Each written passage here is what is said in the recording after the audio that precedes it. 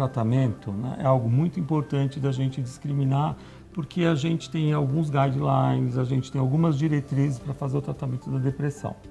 Num primeiro momento, se a depressão é leve, com poucos sintomas, né? Às vezes a pessoa começa a apresentar até uma pequena ansiedade, mas começa a apresentar um pouco mais de períodos de tristeza, desprazer, ou alguns sintomas como insônia, perda de peso, perda de apetite, diminuição um pouco da concentração, mas são sintomas mais leves. A gente trata com as terapias, psicoterapia cognitivo-comportamental.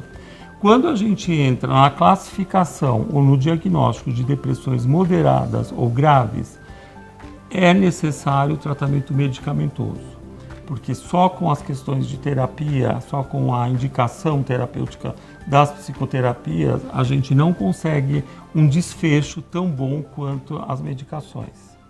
O tratamento medicamentoso, ele se faz através de antidepressivos e tem um período no qual a pessoa precisa tomar os antidepressivos. E a gente sabe também por literatura, por várias pesquisas, que a associação nos casos de depressão moderada e grave do medicamento mais da terapia é onde a gente encontra o melhor êxito do tratamento.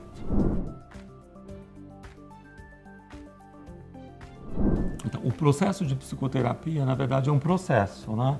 Ele pode ser dirigido por um psicólogo ou um psiquiatra, né? Existem várias modalidades de terapia, né? Desde as terapias mais clássicas, né? Freudianas, psicanalíticas, até a terapia comportamental, no qual o indivíduo vai refletir sobre aquelas situações que estão incidindo sobre ele e poder modificar suas ações, né? e criar mais fortalecimento para o impacto das emoções que ele recebe, né? Então é um processo de entendimento, de amadurecimento, de saber lidar melhor com as situações, de reflexão. Esse é o processo da psicoterapia.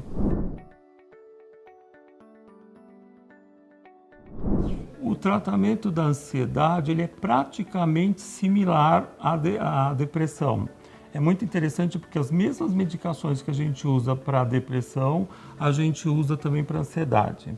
E quando a ansiedade é leve, assim, o impacto na vida da pessoa da ansiedade não é tão intenso, a gente usa novamente as terapias cognitivo-comportamentais, psicoterapias, a psicanálise, né?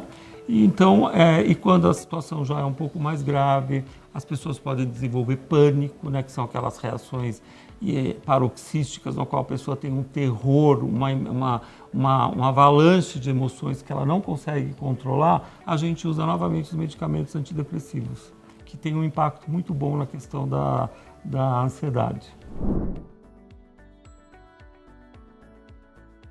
O que a gente verificou sobre a questão dos medicamentos é o seguinte: através de pesquisas, isso também não é muito antigo, dos anos 60 para cá, houve um grande avanço na questão da neurociência e das pesquisas dos antidepressivos.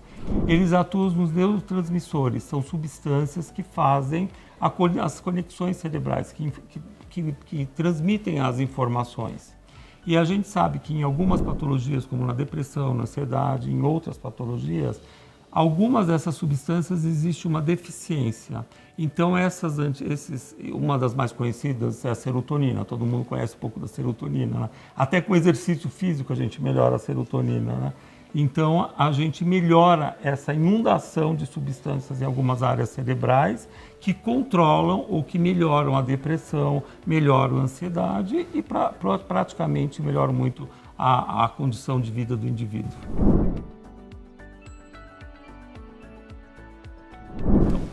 Não necessariamente todo mundo que tem ou carrega um transtorno de ansiedade precisa fazer psicoterapia, porque existem outras técnicas alternativas, né? Existe mindfulness, hoje é muito utilizado, que são aquelas técnicas de meditação, exercício físico, né? Existem algumas categorias que exercício físico é praticamente conhecido como um bom tratamento para esses quadros mais leves, né?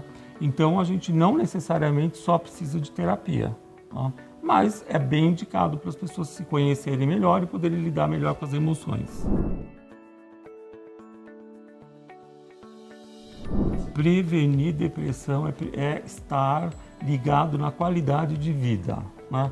O nosso equilíbrio é biopsicossocial.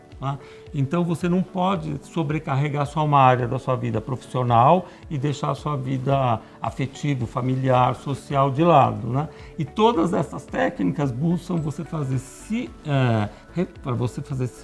refletir sobre essas situações e buscar um equilíbrio em todas essas áreas da sua vida, né? Econômica também, financeira, é claro, né? E sempre nós estamos recebendo impacto sobre essas situações. Então a gente precisa rever o tempo todo, né? Fazer uma espécie de auditoria da nossa vida, né? Para buscar coisas que sejam de maior equilíbrio. E você está prevenindo depressão. Quando a gente convive com alguém depressivo, depende do grau de depressão, né? A comunicação é a primeira questão, né? Acho que a pessoa tem que estar aberto, se comunicar, estar aberto a falar sobre a questão.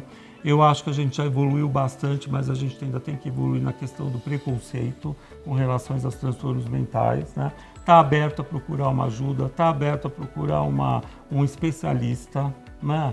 Eu acho que a gente precisa, nos quadros graves, ficar vigilante, se dedicar mais, porque nos quadros graves, às vezes, as pessoas carregam ideias suicidas e não comentam com as pessoas que estão mais próximas, né?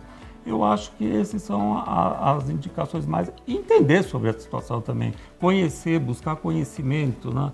Isso tudo muito importante.